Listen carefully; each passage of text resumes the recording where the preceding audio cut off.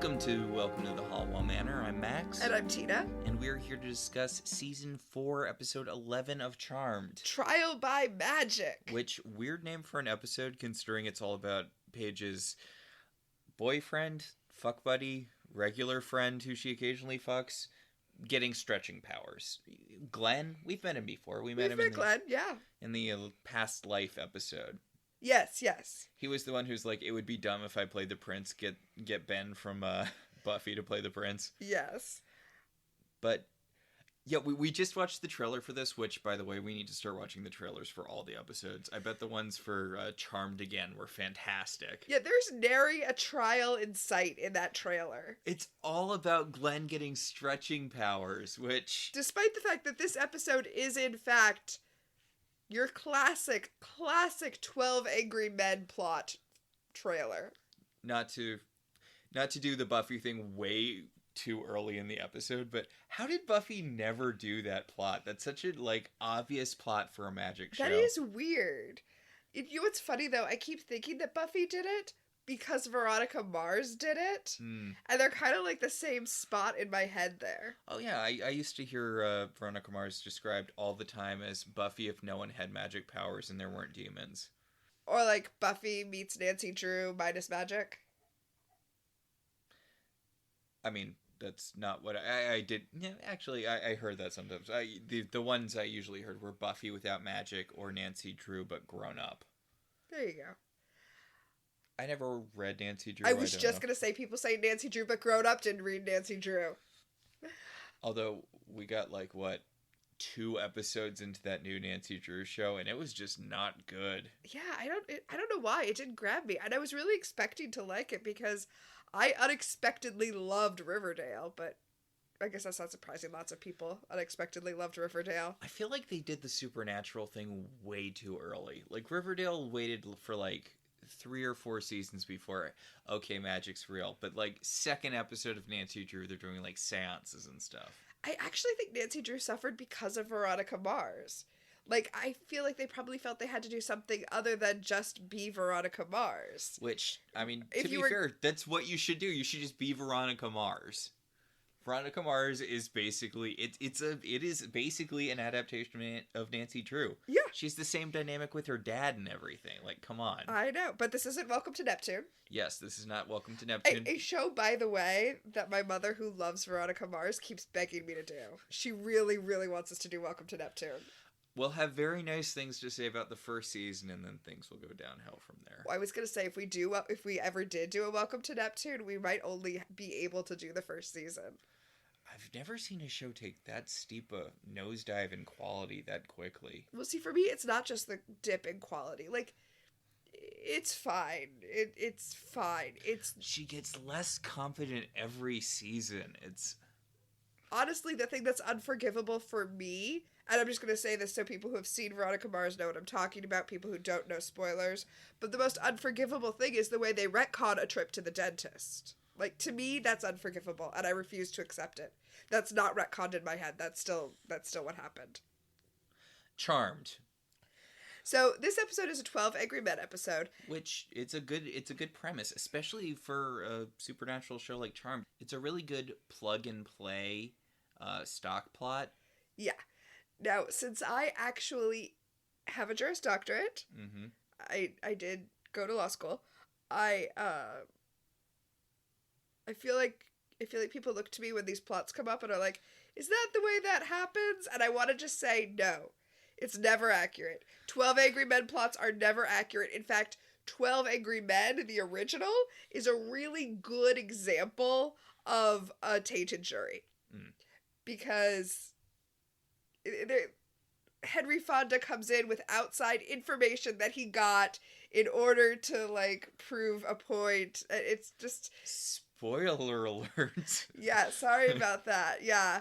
When Henry Fonda throws the knife on the table in 12 Angry Men, it's a very powerful cinematic moment, and the whole thing is a mistrial. I mean, to be fair, the thing about jury deliberations are they are secret, so unless one of the other jury members tells the judge what happened, it is going to fly. You know what? That's what I should say about... You know what? That's what I should point out. jury deliberations are secret. And spoilers for the end of this episode, they all are going to get memory dusted. So, yeah, this is exactly the way it would happen because none of those jurors are reporting shit to that judge. They're all getting their white light or memory dust. So there's a little tip for you in our listening audience. If you want to tamper with the jury, the best time is during deliberation. Oh, No, I thought you were I'm- going to say if you want to tamper with a jury, you make sure that you have some white light or memory dust on you. I mean, that's also it's good stuff to have. The show kind of forgets about it later, doesn't it? Like, Well, actually, I think we talked about this when we were watching this episode. I think this episode does a good job of explaining why you can't just use it willy-nilly. yeah. Also, don't tamper with juries. What, Max? Don't tell. I mean, I know they don't exist yet, and they don't do anything once they do exist, but this really feels like maybe the sort of thing the cleaner should have lended a hand with, but... Or do they just kill people? I'm pretty sure the cleaner... Well, they erase them from existence, Yeah, so... which is technically different than killing, I guess. Although they got all mad when the avatars did that. They were like, oh, they're killing people. I don't think the cleaners should have jumped in here. I mean, doesn't this feel like it should be part of their job? Like, wiping people's memories when they find out about magic? Okay, I know that they're just trying to cover up exposure, and they usually, I guess, do that by erasing people from reality, but I feel like a lot of their job should just be altering memories. so... We talk a lot about the way rules are inconsistent. Yes. Pretty sure we're going to have some molecular combustion in this episode. Mm-hmm. And further, I want to say that I know that Charmed is not Angel. Yes. But Phoebe's premonitions do lead her to who their innocent is. We're never explicitly told that her premonitions are given to her by the powers that be and that therefore they guide her where she's supposed to go. But her premonitions directly tell her that she is supposed to sway this jury. So I kind of feel like at that point anything they do is fair game. The molecular combustion that we're going to talk about is... You know what? This is a mess! This show is a mess, but this episode I really loved, so let's get into it. Okay, I know we've been talking for a while, but I do want to mention before we get into it, this is one of the first episodes of Charmed I ever saw. Interesting. I don't remember the exact situation. I think I might have been traveling with... my mom used to go to conferences all the time for her work. Uh-huh. And my dad and I used to come with her. And I have this... I think it was during one of those. I have this very strong memory of watching this episode and the episode where Phoebe can't decide whether or not to marry Cole. So she calls a version of herself from the past and a version of herself from the future to the present, so she can ask them if it's a good idea to marry Cole. That's also coming up soon. I'm excited for that. Yeah, those are the first 2 episodes of Charmed I ever saw. Okay, honestly, I feel like that's a good time to come in. Yeah. I feel like this was a good entry point, especially because, as we mentioned before, it's a plug and play plot. Yeah. It's a pre-made plot that you can just slot your characters into and have that be the plot of the episode. Just for fun, I went to the TV Tropes page for 12 Angry Men when we were done. Which, by the way, the trope on TV Tropes is called Rogue Juror. Mm-hmm. But I went to the TV Tropes page just for fun. And I know that it's a plot that gets used a lot, but I had no idea how often. Like, there are so many listings for it. I really like the leverage one. The one where they steal a jury. Yes, I do as well. I'm sorry. It's been like 10 minutes. We should get into the actual episode. I guess we should. So the episode opens with all of the sisters fighting over breakfast. I feel like this is the sort of domestic scene we haven't really seen that much since we lost Prue. I actually was thinking how nice it is that it's showing that they're kind of meshed now. Because all 3 of them are in the kitchen doing their morning routine and that. And Phoebe is just she's excited, but she's also like, I need my coffee because I'm a very important person because I am on a jury. I love how much ego she's got about this. And Paige is like, tell me about the case. I want to know about the case. And Phoebe's like, Paige, you lowly peasant. You can't expect me to tell you the private information the state of California has entrusted in me, Phoebe Halliwell, proud American citizen. Okay, a few things. Phoebe is right, and Paige and Piper are terrible for pushing her about this. Jury deliberations are secret. She should not be telling them that. But also, okay, I was like, I'm not going to come in and complain about the law being wrong on fucking Charmed, but here we are. Here we are. Except I'm not even talking about the law being wrong. It's just... Shouldn't she be sequestered? No, that actually doesn't happen that often. Oh. And the reason that you sequester a jury is when there's a lot of media surrounding a trial, and you want to keep the jury from getting outside information, right? So it's not so much that Phoebe will tell them what's happening in the jury room, although she's not supposed to. It's that they will tell her outside information that she, shouldn't have heard. So the thing is, jury deliberations haven't started yet, right? They start in this episode. All that's happened so far is the trial itself. And listen, you ghouls, if you're so excited about the trial, you could have gone and watched the trial. That part's not a secret. Does California have open courtrooms? Yes. You know what? I didn't double check it, but I'm going to go ahead and say yes. It's very unusual for them to not be open. So yeah. I guess they just can't be televised. That's the thing. Yes. And that varies jurisdiction to jurisdiction. But they could absolutely have gone and watched. So, yeah, that's that. The other thing is that they're kind of teasing her because she's like all full of her civic duty, and her sisters are telling her, "Oh, you must be the only person in the world who's excited about jury duty, you freak." And I am here to tell you a few things. First of all, people generally are excited about jury duty. They've done studies, and okay. Yeah, it gives you power over people that you get to judge. Those are the two things people love the most. What you need to understand is that the majority of trials in America end before the trial stage. Like, the majority of things are settled before we actually get to court. But when they call people for jury duty, they fill that jury room with enough people for all of the trials that they have scheduled that day, even though a lot of them are going to settle before before that actually happens. As a result, a lot of what jury duty is sitting in the jury room for a full day and doing nothing. That's not fun. People hate that. Although I will say, having gone to jury duty both in Alabama and here in Oregon, in Alabama, we were like in a terrible room with folding chairs. In Multnomah County, they have a really nice jury room. Like, they make it really comfortable.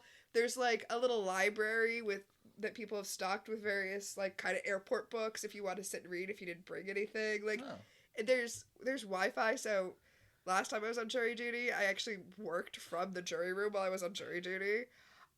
It's nice in Multnomah, but also people who actually get put on juries tend to have positive feelings about their jury duty.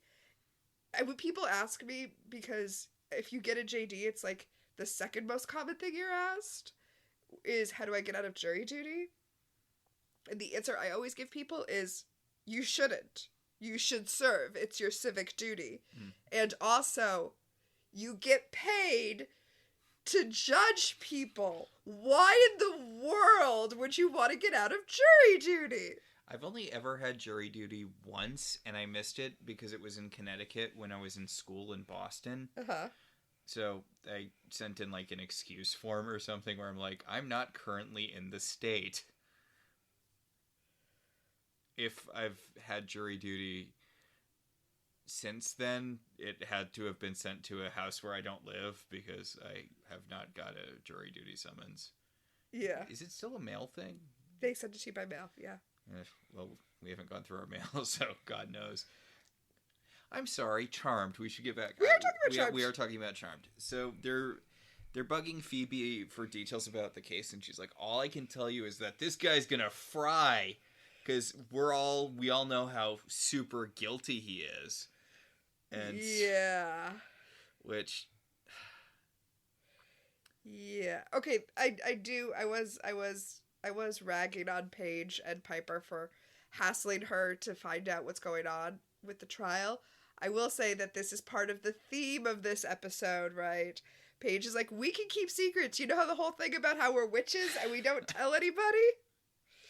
So that's going to be kind of the theme of this episode, is actually how they can't keep secrets. Yeah. Phoebe has a not great attitude going into jury duty. She's, as I said, she's like, I'm really excited to punish this murderous douchebag legally this time. For once, it'll be nice to get kudos for vanquishing the bad guy. And it's like, that is not a good attitude to go into jury duty with. Also, the jury doesn't get thanked for voting guilty. Who are you, Bill Dauterive? I mean, the jury does get thanked, though, for their service. Yeah, but do you remember that bit from King of the Hill? Where I think Hank gets jury duty. Uh-huh. And Bill talks about how much he likes jury duty and how good he is at it because on all 12 juries he's served on, the guy's been declared guilty. And Hank's like, it's not your job to, send the guy to jail. And Bill's like, yeah, it is. Oh. I'm getting a lot of that energy from Phoebe here. Yeah. I mean, I don't think I've made it a secret on this podcast that I myself am anti-carceral. Mm-hmm. And by the way, if you ever do get a summons for jury duty, do me a favor and Google the phrase jury nullification. Jury nullification is a fun law. Or not a law, I guess it's a legal principle is what you would call it. Jury nullification basically is that the jury is kind of that last bulwark against injustice and unjust laws. At the end of the day, if you have an unjust law, but it's gotten through the legislature, it's gone through court, and it's been found, it's been upheld, it's been unjustly applied, or however, the last defense is that a jury can just decide, you know what, fuck it, he or she or they obviously broke the law, but it's an unjust law, so fuck it, not guilty. That's called jury nullification. If a jury does that, that's just the way it goes. Jury nullification. But the attorneys are not allowed to bring up the concept of jury nullification. Like, you're not allowed to tell a jury, hey, by the way, if you think this person is guilty but you think the law is unjust, just vote not guilty. As an officer of the court, you're not allowed to tell the jury that. So this is me telling you, Google the phrase jury nullification if you ever get jury duty. So Charmed. Hey, you were talking about how to sway a jury before. So in Charmed, Phoebe is leaving for her jury not to nullify it, just to convict. No, she wants the guy to fry. Yeah.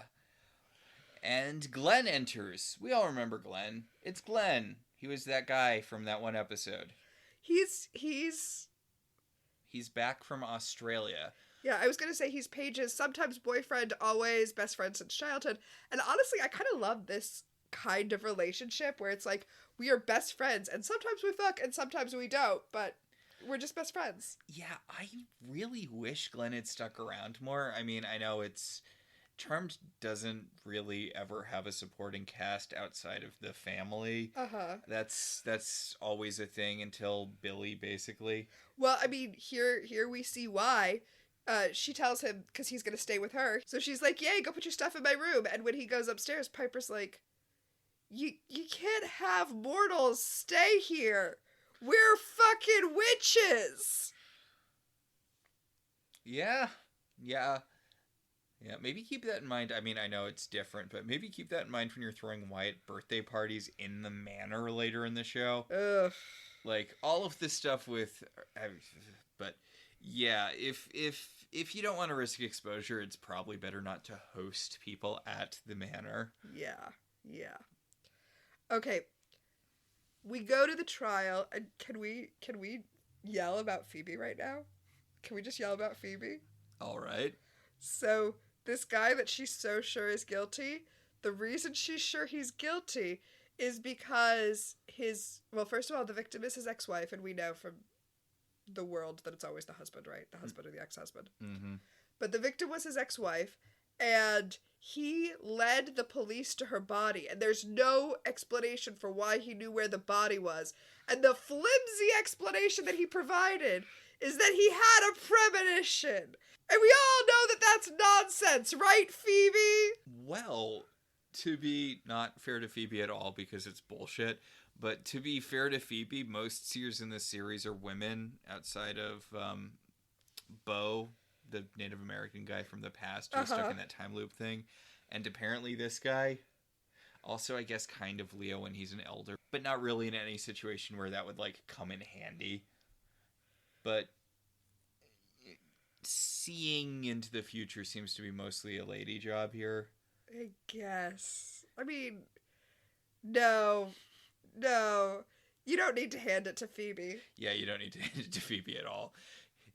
You have premonitions, Phoebe. Come on.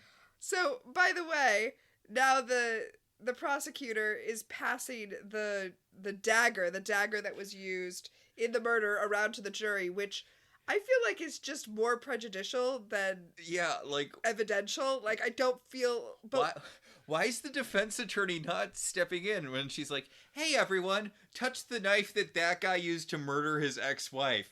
Feel how heavy it is in your hands.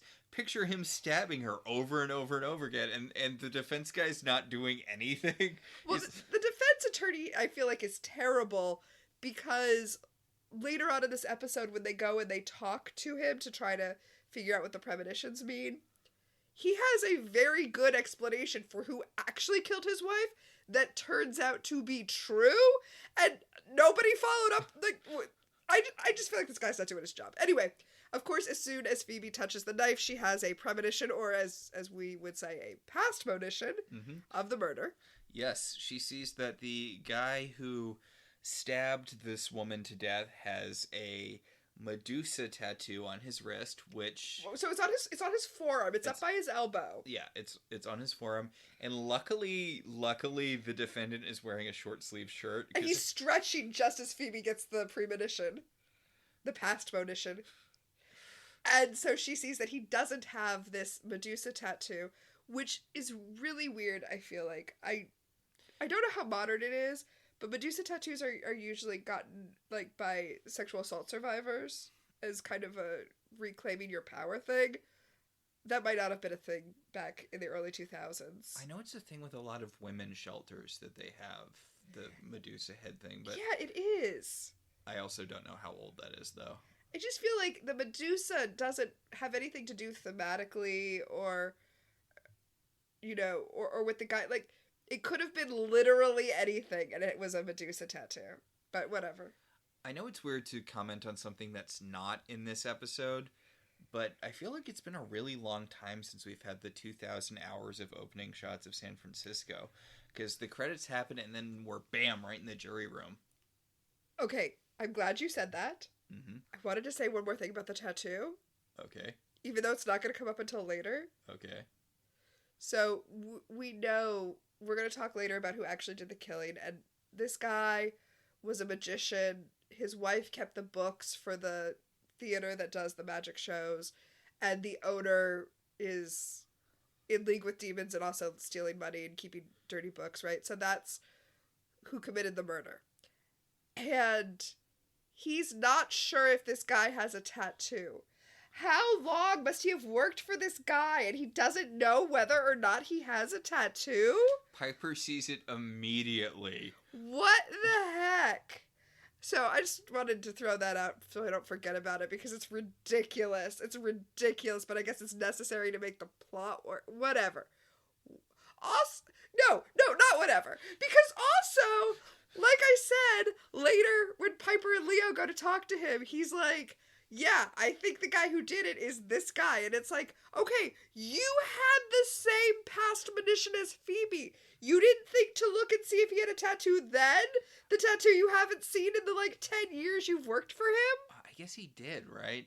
No, because he says he doesn't know if he has a tattoo or not. Oh, no, I meant, Oh, yeah, he did have the same past monition as Phoebe. Okay, because I was like, I know that his premonition at the time... led him to his wife, or led the police to his wife's body. I guess maybe it was just in the room she got stabbed in. Oh, you know what? Maybe he did have a different one. Okay. That tiny part of my complaint retracted. Okay, maybe he just had a vision of where her body was. Okay. So, okay. So we're in the... I was gonna say, in the actual teleplay of 12, or in the actual movie of 12 Angry Men, there are also no establishing shots. 12 Angry Men is interesting because it was written for television and then made into a movie. Like Merlin's Shop of Mystical Wonders, which we can't get into because it's a whole different thing, but... Yes, like that. And it's a stage play now, but it was always written for the screen. And the cinematography in 12 Angry Men is iconic. And one of the things is that there are not any establishing shots. So it makes sense that there are no establishing shots of San Francisco. Also, the way it is shot is kind of trying to emphasize the way all of these people are trapped in this room together arguing. And they want you to start to feel the claustrophobia. So when it starts with like a really long shot of the jury room, pulled back, watching the fan so slowly, weakly spin because it's also very hot in this jury room. And the camera just slowly but unrelentingly gets closer and tighter through the whole film until like you feel what they're feeling in that jury room. And a lot of those shots are taken like exactly for this episode, but it's not done in the very methodical fashion. They're just randomly thrown in there. And it just reminded me of Roger Ebert's line from his review of Battlefield Earth. Yeah. Where he said that the director heard of Dutch angles and knows that sometimes people hold the camera diagonally, but not why or when or for what reason, so he just does it all the time. And that's what I was thinking of watching this episode. They know that there are no establishing shots, but they don't know why. So now Phoebe has to convince this entire jury room full of people that this man that they're all very, very eager to convict is not actually guilty with basically no evidence. Yep. Now, to be fair, it's the job of the state to provide the evidence. And how much evidence could they have possibly provided? I guess the evidence is that he knew where the body was. I guess that's the evidence. Yeah. So, hey, look at that jury foreman. Let's just put that in our back pocket for now. But yes, look at that jury foreman. Speaking of premonitions. So Phoebe, as everyone's sitting down to vote guilty, Phoebe's like, I have to go to the bathroom. And she runs into the bathroom. That's a really nice door. The bathroom door. I guess court buildings are nice. Yeah, because they're old. And yeah. It just struck me as a weirdly realistic note that they have this kind of nice door for this fake bathroom, presumably. Yeah, well, I mean, it makes sense because she has to be able to, like, go to a place where presumably other people can't hear her. It makes sense to me that a jury room in an old courthouse in California would have kind of a nice bathroom attached to it. But she goes into the bathroom and calls for Leo. It's great. She's whisper calling. She's Leo, Leo, and Leo warps in and he's like, Phoebe, this is a bathroom. She tells him that he has to take her to the manor so that she can fill in her sisters about what's going on.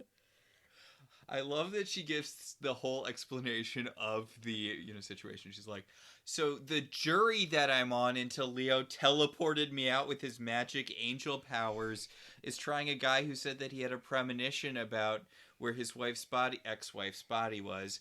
And then I had a premonition of her getting murdered, and it wasn't by the guy who's on trial. So now we all have to use our magic witch powers to figure out who the actual murderer is. And Glenn's just, like, sitting in the corner with his face behind a magazine, like, What? Also, I do credit to Piper and Paige that they do give her shit for being like, wait.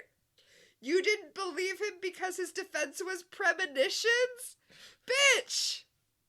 What? Phoebe is so off her witch game this episode. It's so true. Which we will get into a lot later. There's a whole thing. I had to post about it on Twitter. Rest in peace, Twitter.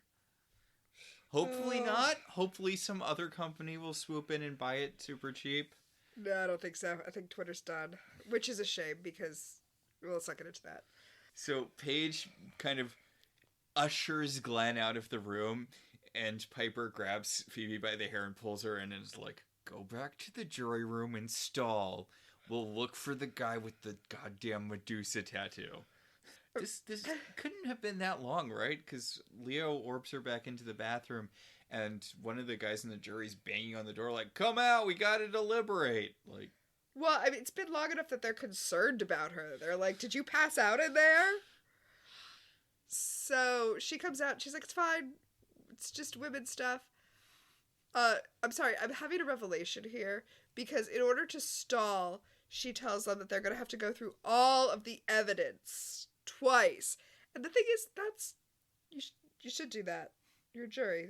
You should do that. That's good. yes. And now I'm remembering my own jury duty and how we had to go through. Oh my god. Okay.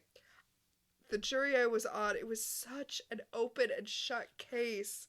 And there was just one holdout. There was one rogue juror who was refusing to vote guilty. And he did. He made us go through all of the evidence like 2 or 3 times. It took us 2 days to deliberate, which should have been 10 minutes. And now I'm just like, You had a 12 Angry was Men. he doing a 12 Angry Men?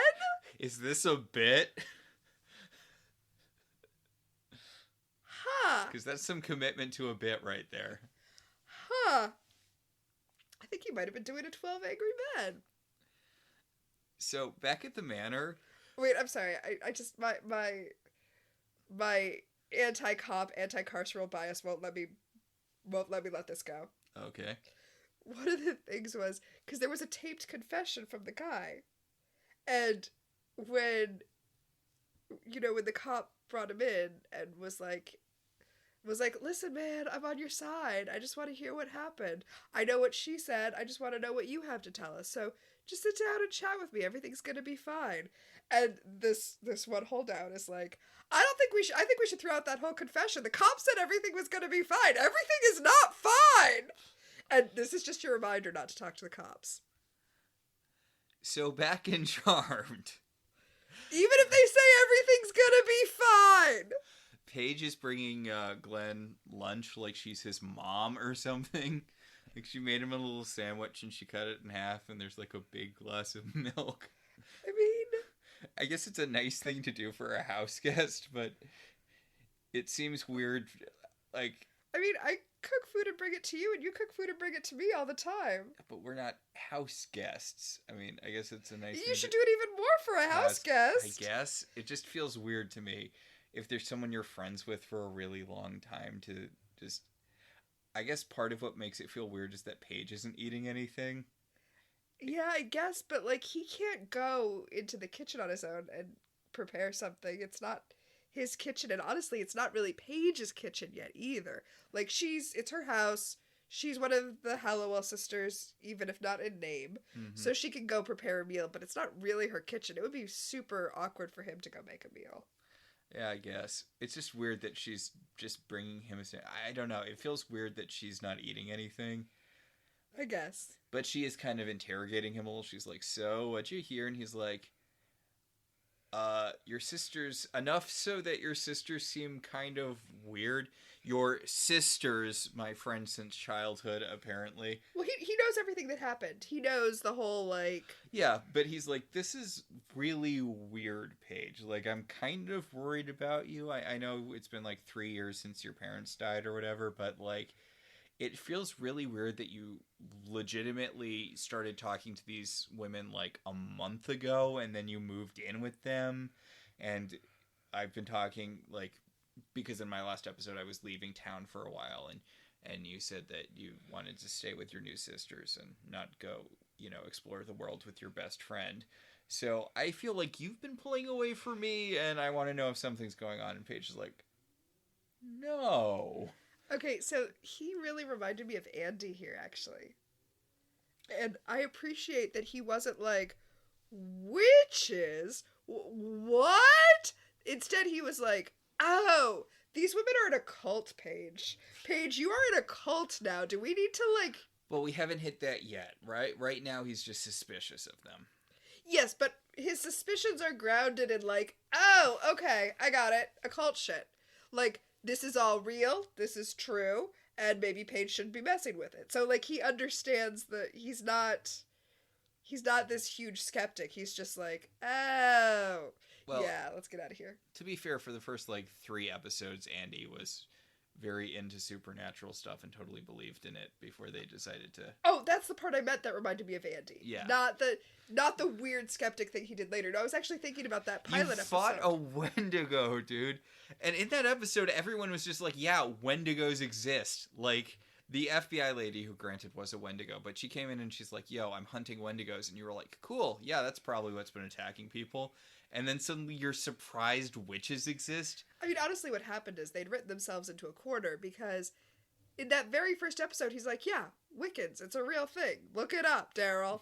So there's no reason for him not to be in on what's going on with Prue and dating her and for everything to be fine. They had to figure out a way out of it. And then they realized the way out was to kill them both.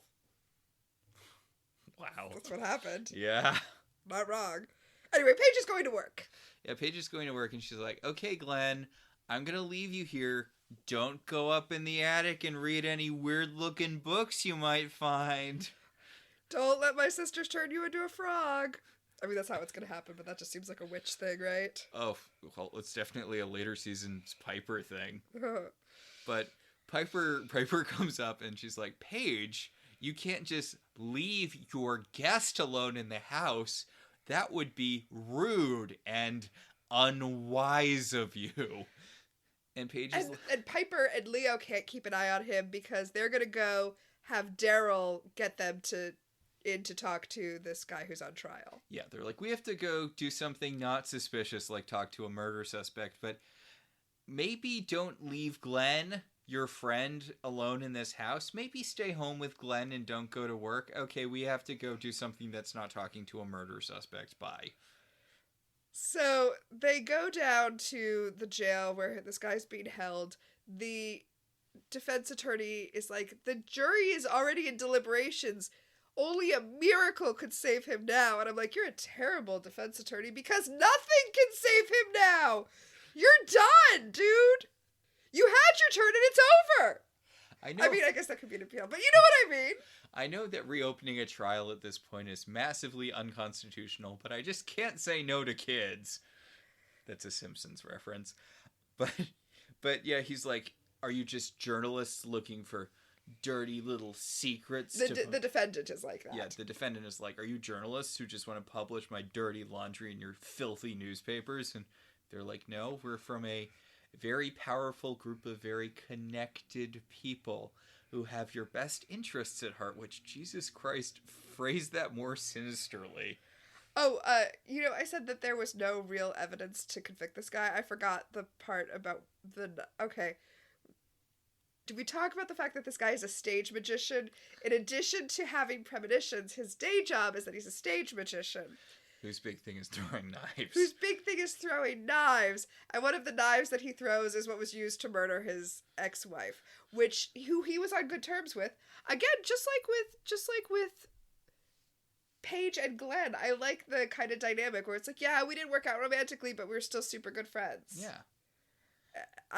It would have been nice to see more of this sort of thing. Yeah. It would be nice to see more of it in general in fiction. Mm.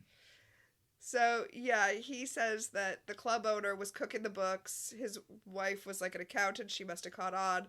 He told her not to confront him because he would definitely kill her. And then she disappeared. And now I have no idea who... No, he knows it was this guy. That's why this defense attorney is terrible. Why would he not raise that? What is going on? Yeah, and there's apparently evidence, if they looked at this guy's finances, right?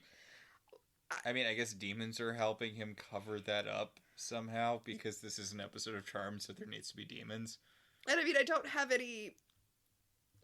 find it unrealistic that the cops didn't follow a very obvious lead that was very easy to follow, but I really feel like his defense attorney should have raised that because all you need is reasonable doubt. Introducing an alternative perpetrator is like a basic way to introduce whatever. So Piper and Leo go to the club to see the club owner, who's not her club. Not her club. The magic club, which is disgusting and filled with rats. Yes. Piper freezes one, and Leo's like, haha, were you scared of a little rat?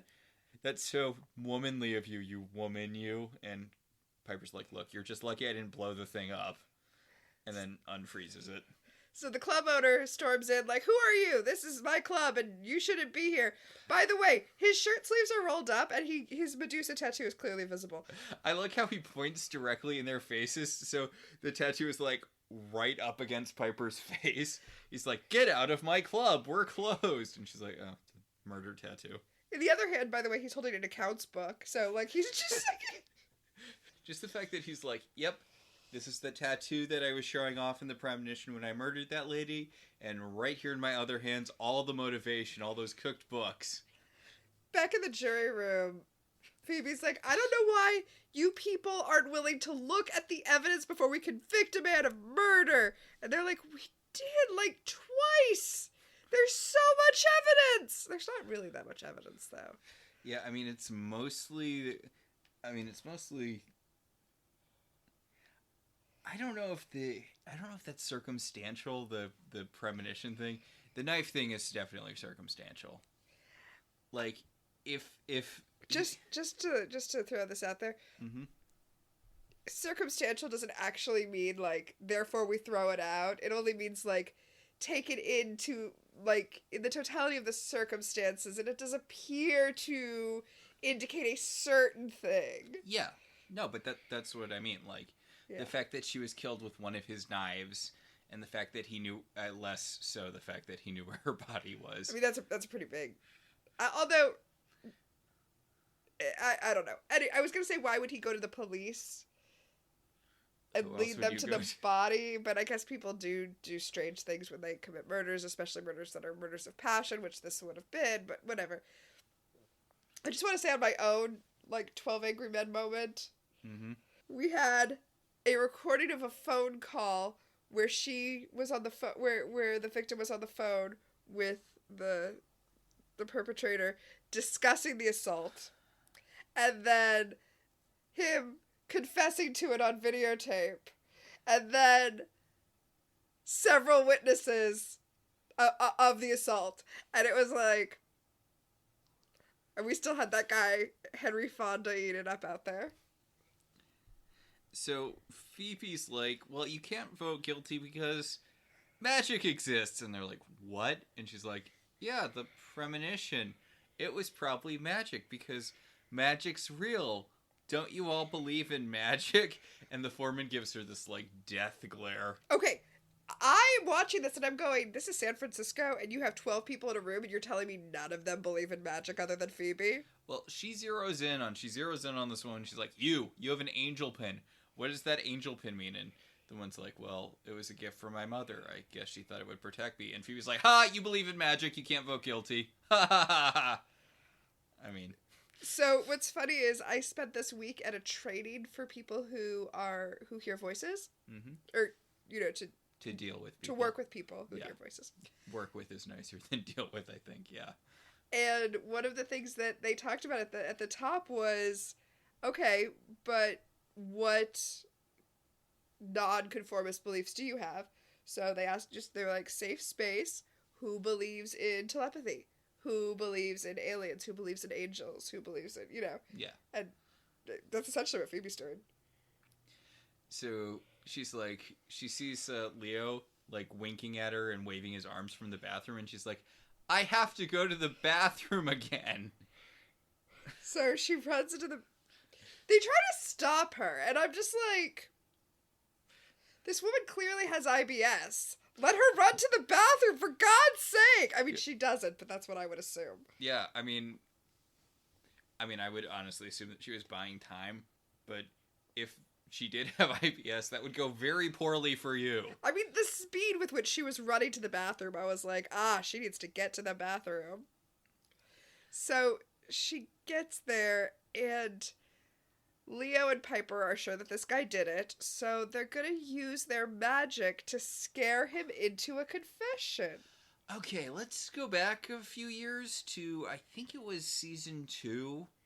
No, it was season 3 because Phoebe was in college. Yep. When Prue was helping a man whose daughter was murdered by some guy. And since it was just some guy and not a demonic thing, although I guess technically this is a demonic thing. But they don't know that yet. It's true, they don't know that yet. Since it was just some guy, Prue could not use her powers to get the guy to confess to murder. That was a thing. That would be personal gain. Mm-hmm. I called bullshit then, and I call bullshit now, and apparently it's not personal gain. It's weird how you can have it coming and going there. Yeah, right? Because it's a bullshit, rule in the first place, but then don't establish a bullshit rule and then come back later and be like, yeah, but it doesn't count in this instance. It's cool when we do it. Prue's dead. What are they going to do? So, It's how you all end up with giant comedy boobs. There you go. I mean, don't give them any ideas. So since I criticized the cinematographer earlier for not knowing how to use the shots from 12 Angry Men, I do want to praise this shot where, Phoebe sends them on their way to do their magical interfering that apparently is okay now. And then she opens the door to leave the bathroom. And when she opens the door, that kind of fades into the attic so that it appears that, the camera moves to where she's stepping, but what the camera reveals is the attic, not the deliberation room. It's just a really nicely done shot. And it's one of those things where it's it doesn't call too much attention to itself, and it's just a little flourish that doesn't need to be there. Just oh, that's just a little Okay, so little bit of extra pshaw. So the thing that we cut to is Glenn flipping casually through the Book of Shadows, and Paige comes into the attic and she's like, oh no. She's like, wait, I can explain! Okay, I want to point out there are two ghosts who probably should have stopped Glenn from doing this. Oh, you think Grams go ahead and just nail people? Halliwell tried to stop this? Grams thinks this is fucking hilarious. I was thinking more, yes, Grams should have stopped him because the book and all. But I was thinking more whose ever ghost is in charge of the door to the attic, because sometimes the door to the attic is sealed by a mystical force that stops people from coming in, and other times people can just come in all willy-nilly. I'm pretty sure Grams opened the door for him. But he's like, so Paige, you're part of a cult now, huh? And Paige is like, I'm not part of a cult. I'm a real witch who has actual magic. And the guy's like, look, I believe in real actual magic. I just don't believe in you. But this seems like some crazy bullshit. Did you see the ice cream man, Paige? There's a divine ice cream man who traps demonic children in this book. Maybe think some stuff over. Okay, that would have been a good argument, which he does not make. He is like, what is with all of these scary demons? And she's like, we kill them. We're good. We're the good guys. They look like monsters to you. Oh, have you not played Silent Hill 2? I have not played Silent Hill 2. There's a thing where the guy who's trapped in Silent Hill is having a conversation with a guy he runs into at the bowling alley. Uh-huh. And he asks him, he's like, what's going on with this town? Why are there monsters everywhere? And the guy at the bowling alley is like, oh, they look like monsters to you. And it's this kind of hint that James might have just flipped out and is going around the town killing regular people. Oh, fuck. Yeah. Which, I mean, we know he's not because there's 5 dozen Silent Hill games. But... Right.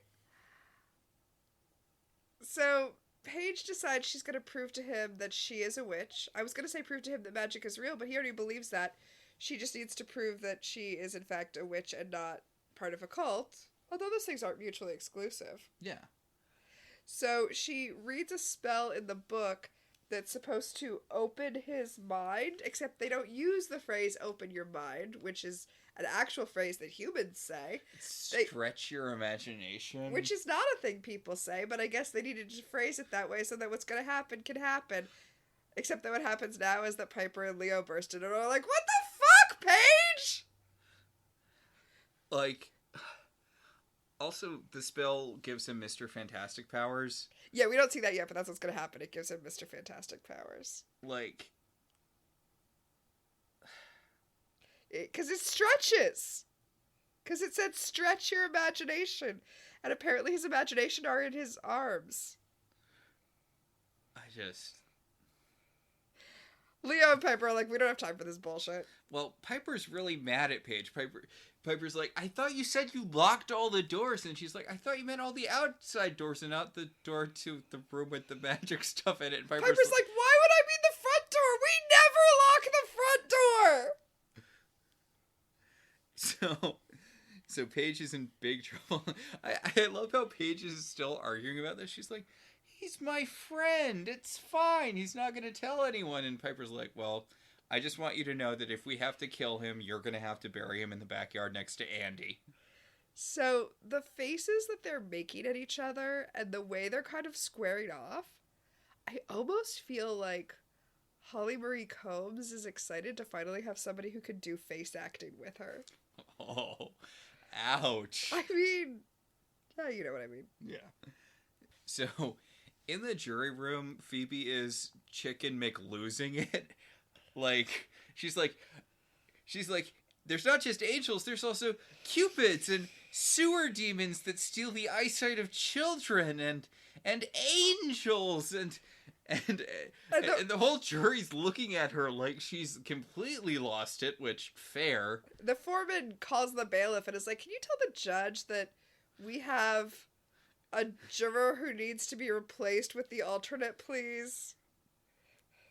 And Phoebe's like, wait, if I can prove to you all that magic exists, then you all have to vote not guilty with me. But if I can't prove to all of you that magic exists, you know, or if I fail to prove it, yeah, then I will vote guilty with the rest of you, and this can all be over. And the angel woman's like, you made a powerful ally by noticing my angel pin, so I'm going to back you up. And everyone's going to just have to listen to you because you have one person in your corner now.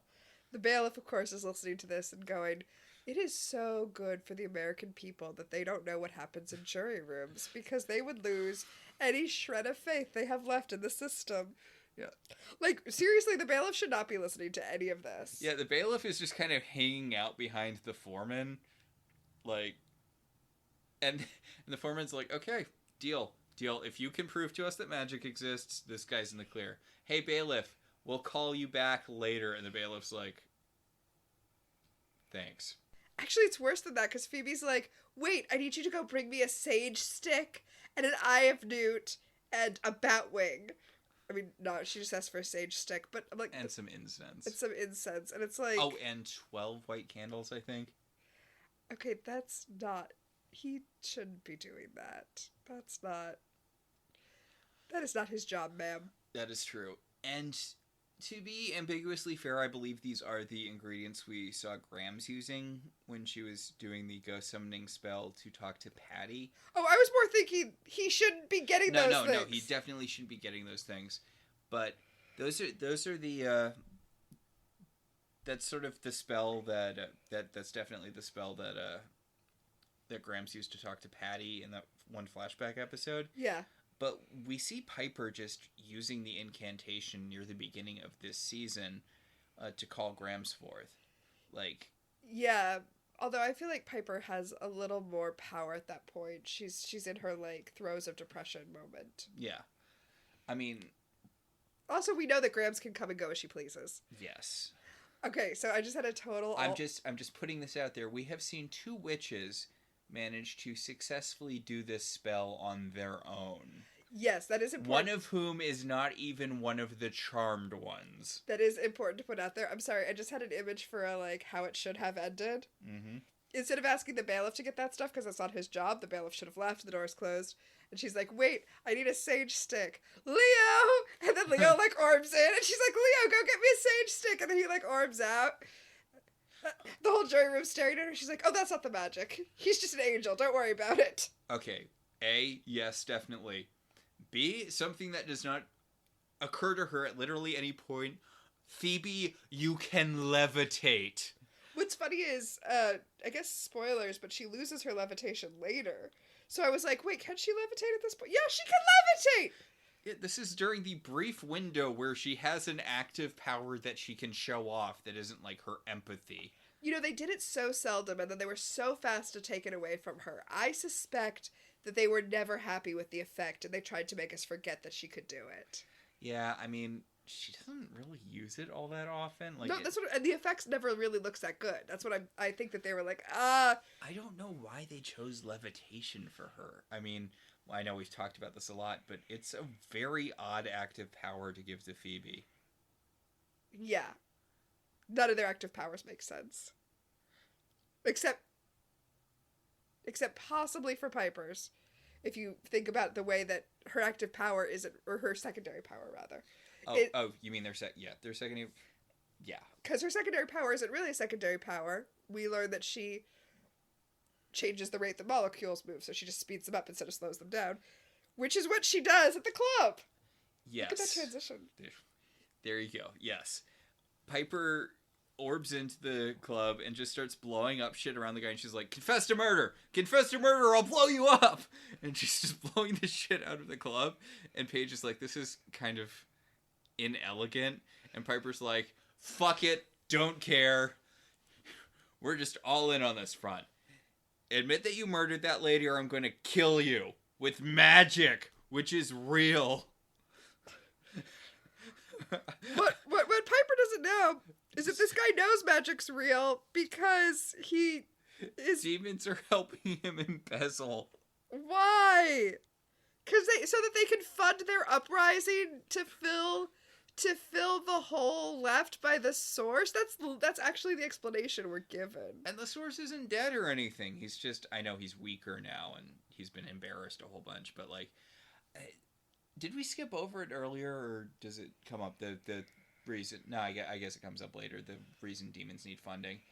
I feel like we should also mention why Cole isn't in this episode. Cause he's in Canada. He's on a journey of self-discovery now that he's lost his magic. He doesn't know what I guess not magic, his powers, his demonic powers. He doesn't know what he is anymore. Phoebe says he's going on a men's retreat to try to find himself. And you know what? I'm going to put that in my back pocket for later. But what a weird way to write Cole out of this episode. I guess it wouldn't make sense to just not have him in it, like with no explanation. Yeah, I guess. I mean, he doesn't have powers now. It's not that strange. No, I think he'd be more like... I mean, since he doesn't have powers now, he's just bumming around the manor all the time, right? Like, it's not like he's on the run from demons anymore. Oh, I was thinking it's not like they're going to call on him to help. Oh, yeah. But he should, like, I don't know. He should just be sitting on the couch in his boxer shorts, watching Judge Judy and eating cereal out of the box, is what you're saying. Yeah. Yes. He probably could have stopped Glenn from going in the attic. He doesn't have powers now, but he still likes to beat people up. He could be like, hey, dude, don't go in the attic. I'm sorry, I got distracted thinking about Julian McMahon sitting on the couch in his boxers. Anyway, the murderer, embezzler... He doesn't just own a magic club, he's a magician too. Yeah, he does a little smoke and whatever, and he falls through a trapdoor into the basement, but then Piper and Paige can't find where the trapdoor is. They can't figure out how he did it, but... Okay, we are over halfway through this episode at this point. I know we've been talking for 11 million hours, but we're over halfway through the episode, and we're finally meeting the demon.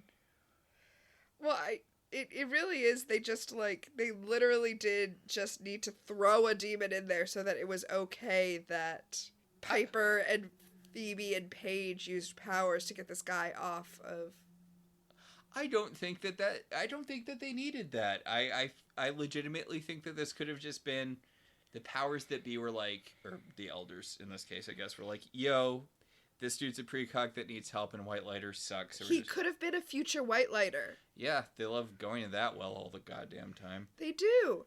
Anyway, okay, so this is like the most brutal scene I think Charmed ever did. Because the guy slides into the basement and he's confronted by the demon that's been helping him cook the books. And the demon's like, really? The demon, by the way, the demon is a rat who turns into a demon. Like, that's his thing. He's a rat demon. Yeah. Oh, I guess, yeah, rat was established earlier in the episode. But I think Glenn's stretching was established earlier in the episode, too. It was. We kind of skipped over it, but... I mean, we mentioned it. We mentioned that Paige read the spell, but we didn't mention that he figured out he can stretch, and he's like, whoa! But anyway, to go back to the horrible thing, the rat demon is like, hey, dude, so I wasn't expecting you to call witches on us. Never mind the charmed ones. You are in so much trouble right now. He turns him into a rat and then calls forth a wave of other rats that eat him alive. Yup. Like this is, I'm sorry, this is Charmed. The show where everyone, no matter what, just kind of explodes into a little CGI fire and then disappears forever. This is insanely brutal for Charmed. And you see the rats, I mean, they're not actually tearing the other rat apart, but you see them, like, eating the other. It's incredibly graphic for Charmed. Like, it's a horrifying death. It is a horrifying, horrifying death. And the rat guy turns back into rats and rats off. Well, the sisters finally find the basement, and Paige and Piper are like, ew, look at that rat that's being torn apart by other rats. Gross, but I guess the guy isn't here. I guess that's not the guy. They don't know that that's the guy. Yeah. The whole thing, honestly, it's very, very hard to watch. It's unexpected for Charmed. It is. Yeah, unexpectedly gruesome. Back at the manor, Paige is like, so can we just go to the cops now? And Piper's like, no, not in time for this guy to be exonerated. And Glenn is hiding around the corner, pinching Paige's butt from around the corner with his stretchy powers. Yeah, and Paige she keeps losing track of what Piper's saying because Glenn continually pinches her on the butt with his stretching powers. And Piper points out the fact that Paige is doing that thing that you do when you're not actually listening to someone, where you just echo the last thing they said. The last thing they said? The last thing they said. Oh, okay. Okay. But yeah, she switches positions with Paige, and Glenn pinches her butt, and Piper's like, Jesus Christ, Paige. Really? Really? And Paige is like, why can't I have friends in the manor? She actually tells Piper, you told me that if I became a witch, I would still be able to have a life. And it's like, oh, they were lying to you, Paige. That was a lie. Also, now is not the time to pull that card. But Piper's like, look, I will murder your little friend later. We have to finish dealing with Phoebe's dumb trial thing. Well, Leo shows up to tell them what's going on, and Paige raises a very good point, which is, so it's not okay for me to tell my boyfriend I'm a witch, but Phoebe can go tell the entire jury that she's a witch. Yes. Yeah, I mean, haven't you figured out the pecking order yet, Paige? You are very at the bottom now. Leo's like, well, this is different. This is to save a life. And I'm like, I feel like you have kept your secret over saving lives many times before, and will do it many times again. So Glenn's like, can I help out? I can stretch now. And Paige is like, just sit in the corner, order a pizza, don't talk to anyone or do anything. So Leo, the reason that they're leaving is because Leo needs to take Piper and Paige to see Phoebe because she can't raise the dead on her own. Yes, she is trying the ghost summoning spell, but apparently it needs the power of 3. Which, I'm sorry. It never has before. It never has before. How bad is Phoebe at being a witch that she can't summon a ghost? And the thing is, we know she's good at being a... This is just unforgivably incompetent. I mean, she lost her interest in, like... I mean, honestly, magic, basically, when she met Cole. Because, she used to be the one who constructed her own spells. And, right? she was always about experimenting with their powers and stuff in, like, season 1. So I guess we should let that go. But, yeah, she can't summon a simple ghost by herself. I miss competent Phoebe. Anyway... Glenn is alone in the manor now, and we see the rat demon. Yeah, the rat's watching him. So, in the courthouse, Phoebe is trying to summon Angela. Might be a good time to throw in a little bit of that levitation. She's just... You are so hung up on this levitation. I'm sorry, it bothers me so much. Like, Buffy. Yes, I'm familiar. In the worst episode of Buffy... Beer bad? Normal again. Oh, okay. she gets sent away to an asylum when she tells her parents about the vampire, about, having to fight vampires and stuff, because it's not something she can prove. Like, she's strong, superhumanly strong, but feasibly you could just be like, oh, that's adrenaline or something. Uh-huh. Like, Buffy's superpowers are easily written off as, okay, you're having some sort of weird physical thing. Like, yeah, it's within the realm of possibility that someone could be that strong. Phoebe can fucking levitate. Like, no, I mean, yeah. It's also it's a little sticking point in Gingerbread too, when Willow's having that argument with her mom about how she's a real witch. Uh-huh. And her mom's not believing her, and I'm like, Willow, you can levitate objects with your mind. Like, that would be, if you want to prove to your mom that you're a witch, just do that. Yeah. But, like, in shows and stuff where there is magic and you have to reveal to someone that there's magic, normally there's something inhibiting you, so you can't just be like, hey, Henry, I know you're under the dark curse, but look, this lady can create fireballs with her mind, so clearly magic is real. Like, there usually needs to be a reason that you can't just show off magic powers. Okay, there should be, but so many times there's not. That's one of the reasons that I made that rule when we watched the American remake of Ghosts, because it was bugging me.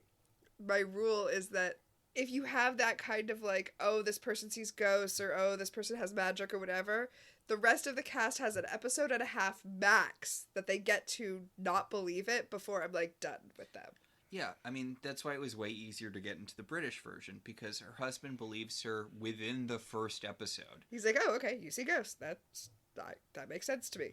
Yeah, and the thing is, again, with that show, like, the reason, like, she could just demonstrate, like, in the British version, when she needs to convince someone that ghosts are real, she just does the stuff that you can do when you can talk to ghosts to demonstrate that ghosts are real. Like, it's a very easy to prove thing. Yeah. This is kind of my thing, because I have since gotten into the American version of Ghosts, as you know, but so often when stuff is happening, I'm like, just tell people you see ghosts. Fuck it. There's no like rule of secrecy, and if they don't believe you, who cares? Like, yeah, just let them think you're the weird lady who owns the old house who thinks she sees ghosts. What's so bad about that, considering the alternative? Yeah. Like, okay, in the Halloween episode that just happened, okay, where Jay had to go to the house and like take the feather duster back, and he just let them think that he was either super bizarre or very rude, and I'm like, just tell them the house is haunted and the ghost wants the feather duster back. They did a seance with you. Clearly they're open to you saying that. Whatever. So Leo shows up with Piper and Paige, and Piper freezes the room so that they can all come out, have a whole discussion about how they're going to use the white lighter memory dust after everyone votes not guilty. They're going to use the white lighter memory dust. And this is when Leo says that they can't just use it all willy-nilly because it's not that precise. What if he like makes someone forget that they have a doctor's appointment or a child? Like, yeah, which, understandable. I like that. Now there's a reason to not use it all the time. Yeah, but they are going to use it in this instance. Hey, if you want to demonstrate magic was real, why didn't you just, do that teleport in front of everyone, like you said earlier? Whatever. Anyway, they while everyone's frozen, they do the spell to summon. By the way, they're summoning the ghost of the dead ex-wife. Mm-hmm. That's the plan. Another thing that they weren't allowed to do in the episode, before. And the dead ex-wife appears, floating there in space. Okay, it's a really little thing, but I like it. Piper and everyone else heads into the bathroom, and Piper kind of just sticks out her hand and unfreezes the room. And because she can't freeze from another room. Yes. And then the door closes, and the camera shifts back to Phoebe, and Phoebe repeats the last part of the spell again. But if you look where the bathroom door is, you really briefly see a blue light shine underneath it. Oh, that is a small cool thing. Yeah. But Phoebe finishes the spell now that she's gotten juiced up by her sisters and successfully summons the ghost of the dead wife who, whose name is Angela, by the way. Like an angel. She tells them that her ex-husband didn't do it. He wouldn't kill anyone. It was, the club owner because he's in with demons or whatever. She doesn't say the demon thing, but he was cooking the books. Well, and also that her ex-husband is a kind man who wouldn't hurt anyone, and he has the gift of premonition. She knew the whole time. Yeah. She's like, I always knew that he could see the future, but he never wanted to nurture his gift. He always wanted to run from it. And, you need to learn to embrace your gifts, everyone. And, by the way, he didn't kill me, everyone.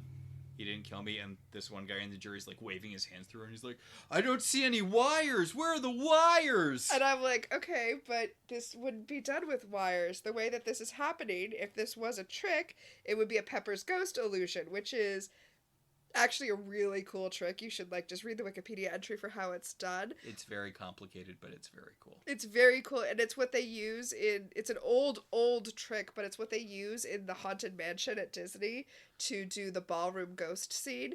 And it involves essentially a giant piece of glass and a reconstruction of the room that you're in with a statue or a person or whatever that can then be reflected on the glass. And so really what you should be looking for is the mirror image of the jury room that she was clearly building in a bathroom when she was in there for 20 minutes. Pepper's Ghost. Pepper's Ghost. So, anyway. Fun fact, the way the Pepper's Ghost illusion works is also the basis for how teleprompters work. It's a cool trick. It is a cool trick. So the ghost says, my ex-husband, not guilty. Phoebe Halliwell, totally a real witch. Out, suckers. Actually, what she says is blessed be before she voips back into the afterlife, which... Because the Wiccan religion is the one true religion, so after you know that, then when you get to the good place, you just start, everyone's a Wiccan. Yeah, except the people who knew that in life probably have, better ghost powers. Actually, we know that's definitely true because Grams is way more powerful as a ghost than a lot of other people, and later can just manifest on the physical plane whenever she wants. Yeah. So. Yeah. Actually, no, I was joking. She could have been Wiccan in life.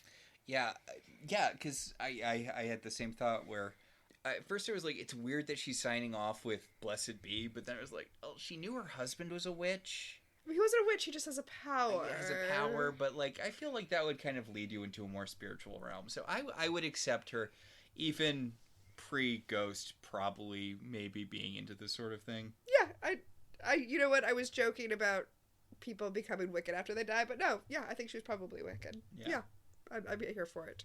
So now that the ghost has convinced everyone to vote not guilty, they do that. Vote not guilty, yes. They go out and they're like, go free, young man. You're... Middle-aged man. And Phoebe pulls him aside and she's like, hey, I want you to know that you have a great gift, and your wife told me from beyond that you should embrace your gift and use it. Your ex-wife told me from beyond that you should embrace your gift and use it to make the lives of other people better. And the guy's like, yeah, I admitted to using my gift once and nearly went to jail for murder. I'm never using this thing ever again. Right. Hey, so remember that rat guy? Mm-hmm. Vaguely, kind of, from that one horrifying scene earlier. It feels like the episode should be over, but it's not. So we go back to the manor, and the rat demon has grabbed Glenn and put, a swordfish collar around his neck. Yeah, there's, this glowing ring of bad energy that's around Glenn's neck, and he's, floating in midair. And the rat guy's like, give me all of the financial information that links me to the murderer guy, or I'll kill this guy. And then he super speeds through the front door with Glenn, smashing it to smithereens. That was just unnecessary. We know it wasn't locked. That was just mean at that point. So, yeah, now there's a whole discussion about why do demons need money, and they're like, well, you know how Cole, actually went to college and law school and was an attorney, and that's how they put demons in the human world. They need money to do that. Yeah, which makes sense, but it really feels like the episode should be over at this point. This whole thing feels very unnecessary, but I guess if the episode ran this short... I guess. It's not just that it's short, it's that it's weirdly paced. Yeah, because the main story was the jury thing, and that's over now. Okay, I'm just throwing this out there. Instead of just raising the dead and convincing them that witchcraft was real and having the ghosts say, no, this guy didn't kill me, they should have needed to go to the pier where this guy is to get evidence. And so this should have all been interspersed in with the 12 Angry Men plot. But anyway, they know that the pier is where... Because everybody keeps talking about the pier where all the shit goes down, so they know that's where he is, so... Piper like, so should we just wait until they kill Glenn so we don't have to worry about that ourselves? Or... And Paige is like, no, but I'm supposed to have a life outside of being a witch. Come on. Don't kill Glenn. They are really sweating this rat demon for some reason. He's a demon who turns into a rat. Y'all just go down to the pier and vanquish him real quick. You should not be spending so much time worried about it.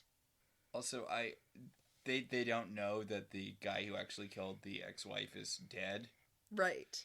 So they're like, I don't know. Yeah, this whole thing, it feels really weird to have the whole last 10 minutes or so of an episode dedicated to wrapping up things that were barely plot threads. Yeah. So, in the end, it's Leo and Paige who are going to go down to the docks because Paige feels guilty since she's the one who put Glenn in danger by telling him she was a witch. I guess this was also Paige could learn her lesson, like, hey, Paige, we know that it seemed like we were being selfish by saying don't tell him, and we definitely were, but now that he's in danger, we can pretend that it was about, being worried about him. Yeah. Which, I mean, to be fair, every human guy who gets vaguely involved in their lives does kind of die horribly, so... Yeah, I guess. Yeah, okay. So, Paige sees some rats and is like, hey, rat demon, and all of the rats turn into demons because they're all rat demons. And now there are a bunch of rat demons in the alley. Okay, so I know maybe they want human justice to prevail or whatever, but why not just give the rats the records? Who cares? Right? Like... Who cares? The Charmed One's job isn't to battle magic club fraud. Like... You're not on, like, Bank of America's payroll. If they're, like, defrauding their... I don't even understand what fraud... Whatever. Doesn't matter. This is so unnecessary. Also, you killed the guy who was doing the fraud for you. Ugh. Like... Anyway, at the club, Piper and Phoebe are there, and the main rat demon is there.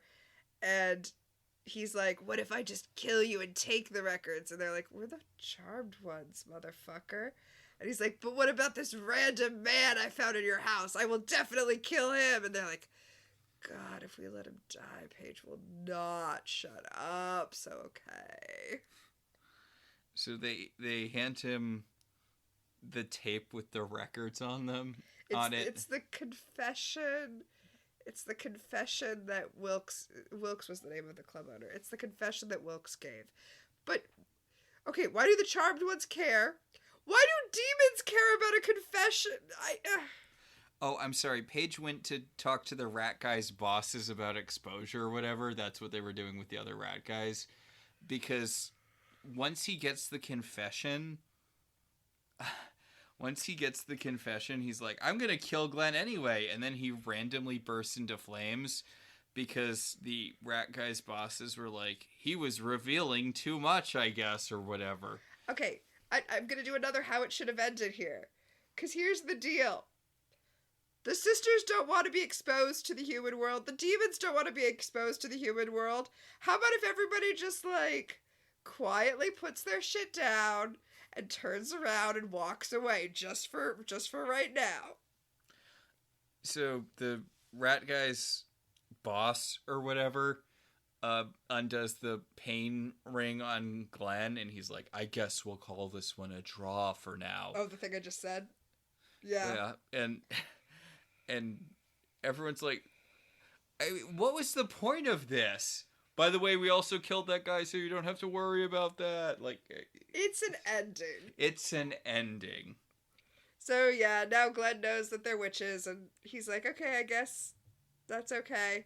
I'm gone forever. Bye, Paige. Good luck with this. Try not to get killed like their last sister. I mean, he actually does say he's gonna stick around for a while, but I don't remember I don't that think he much. ever comes back again.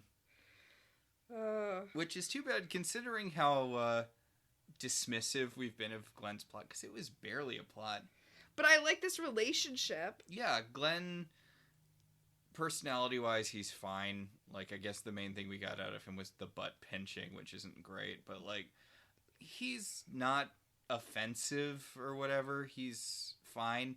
It's his dynamic with Paige that's interesting, and it would have been neat if he had stuck around. And, like, he kisses Paige goodbye and then walks through the door that Leo just rebuilt. That's why you marry a handyman who's also an angel. And Piper's like, so are you dating Glenn or what? And Paige is like, don't worry about it. Or is Leo going to mind wipe him? And Piper's like, we've decided that we all need to chillax a little bit. So we'll just let Glenn know our secret and whatever. And I'm then, sure this won't lead to a future where Phoebe gets burned at the stake. And Paige is like, you know what? Piper, you were right. And Piper's like, you know what? I think we're gonna get along just fine. But, yeah. Also, Phoebe comes through the door, and apparently she's been talking to the other jurors just to make sure they don't remember who she is, and they don't. So, the secret of magic is secure. Yay! And yeah, The end. The end. The episode really should have ended with the whole Phoebe being like, you have a gift or whatever. I legitimately forgot about those last 10 minutes. And the weird thing where they talk to the council of rat demons that apparently exists, and the guy was exposing them. I don't know.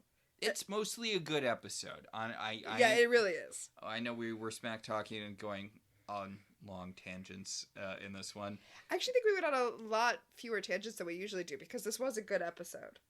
Yeah, this was a good episode, but the last 10 minutes are really weird. And also the Glenn gets stretchy powers thing is kind of underbaked. It gets used like twice, and Paige offhandedly mentions that she undoes it later in the episode. Like, yeah, there really should have been either more focus on the actual crime and who committed it, and also possibly a completely different B-plot. And it would have been a perfect episode. But, you know, it was fine, especially by Charmed standards. It was great by Charmed standards. yeah, it feels weird that they gave Glenn a stretching power and then it literally gets used for nothing. You'd think it would come back in the third act, right? Chekhov's stretching power. Yeah. Anyway, next episode is called Lost and Bound, and the plot description is Paige discovers a 10-year-old runaway can start fires by force of will. Ooh. Oh, I'm excited about this episode. I vaguely remember it. Yeah, I'm excited about this episode. Yeah. I am as well. Although, honestly, I'm just marking time until we get to the 5th Halliwell. You're just waiting for Ask Phoebe. I am just waiting for Ask Phoebe. I have a special thing when we get to Ask Phoebe that I'm very excited about. All right, but for now, much like the Charmed ones, we have our own power of 3. The first power in our pack is Premonition, who in this episode was, or will become famous later. Let's take that foreman out of our back pocket, huh? Yeah, that foreman's name is Patrick Fischler, who you might remember from such roles as Jimmy Barrett on Mad Men, or Dan in Mulholland Drive, or... Of course, Dan. Yeah, or Theo in American Gigolo, or of course, the author in Once Upon a Time. Of course, that's what we're building to. This guy was the author in Once Upon a Time. Once Upon a Time's sadly only canonically Jewish character who, that's a little bit of a rough one, Walt Disney Corporation, but he's a fun character. Yeah, no, I really like that character, so... Yeah, it's unfortunate that he's the only canonically Jewish character in Once Upon a Time. Yeah. But Yeah, you'll recognize him from stuff. He's been a vaguely sinister man in a lot of things. It's true.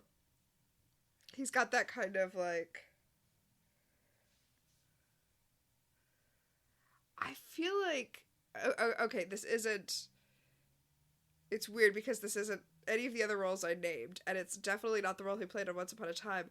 But for some reason, he seems perfect to me to doubt the existence of magic. Yeah, he does have that kind of Like, aesthetic. he has the kind of everyman aesthetic that you could, like, perfectly drop into a supernatural fantasy, a modern fantasy show, and be like, oh yeah, but this is a normal guy. He's not going to believe. You know what he feels like?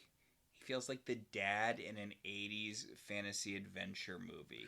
Fantasy or sci-fi. Yeah, yeah, the single dad. Yeah, who's like raising a kid who's got like a bowl haircut and a friend who's like an alien or a vampire or made of bees or something. You are so right, and that is exactly why I think he's the guy who won't... Yeah, okay, perfect. Yes, exactly. I believe that will take us to our second segment, Time Freeze. What specifically dated this episode? At the end, when Paige tells Piper that she was right, she says, so my apology, do you want me to say it or you want me to email it to you?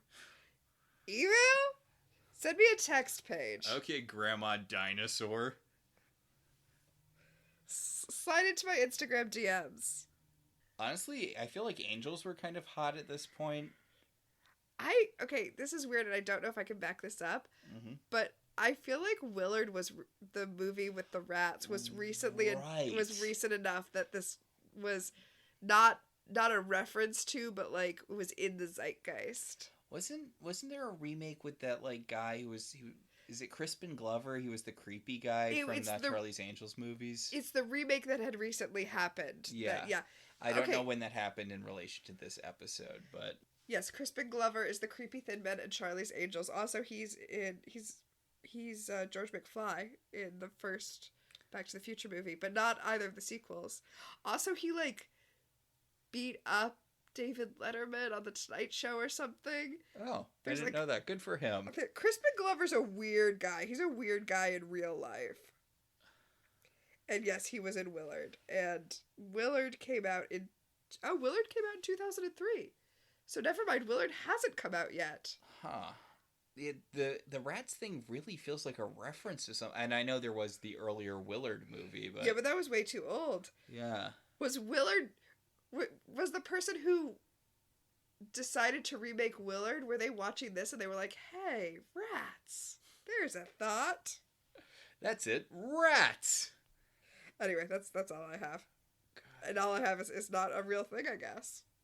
I believe that will bring us to our last segment, telekinesis. What, if anything, genuinely moved you this episode? I had nothing. There were a few emotional moments they tried to make land, like Phoebe's connection with the woman over the angel pin thing, or her telling the, not murderer guy to embrace his gift or whatever, but... Yeah, no, this was a good, solid episode, but nothing really moved me. Yeah. Yeah. But we did have, and we've already discussed it to death, but I think we did have a secret power. Yes, much like the Charmed ones, our powers have grown over time, and I believe that the power we'll be invoking is molecular combustion. What blew apart continuity this episode? I mean, we already talked it to death, but what is personal gain? If you could just, blow the shit out of... It's literally the same situation Prue was in, where there was a human guy who murdered a human woman, and, but you can't use magical means to get him to confess, although, granted. And in that episode, they got a ghost to solve the problem, too.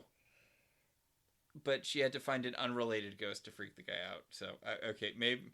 You know what? Maybe it doesn't matter. It's a mess. It's a mess. Also, I'm counting Phoebe not being able to summon a ghost by herself as negative continuity. Like, Grams wasn't a... Granted, Grams was a very powerful witch, but she wasn't a charmed one and she could do it. Yeah. Like, come on, Phoebe. Get off your ass. Do some witch Pilates. So I think that'll do it. Yeah, I think that'll about do it for this week. Our show's partially listener-supported. If you want to be one of our supporters, head over to our website, www.welcometotelevision.net, and click on our Patreon link. We'd like to thank our current $5 and above patrons, Beryl, Patricia, Rosa, Ryan, Maricruz, Benjamin, Kate, Jen, and Dan. If you'd like to support the show in other ways, you could always rate and review us on Apple Podcasts. It helps other people find the show.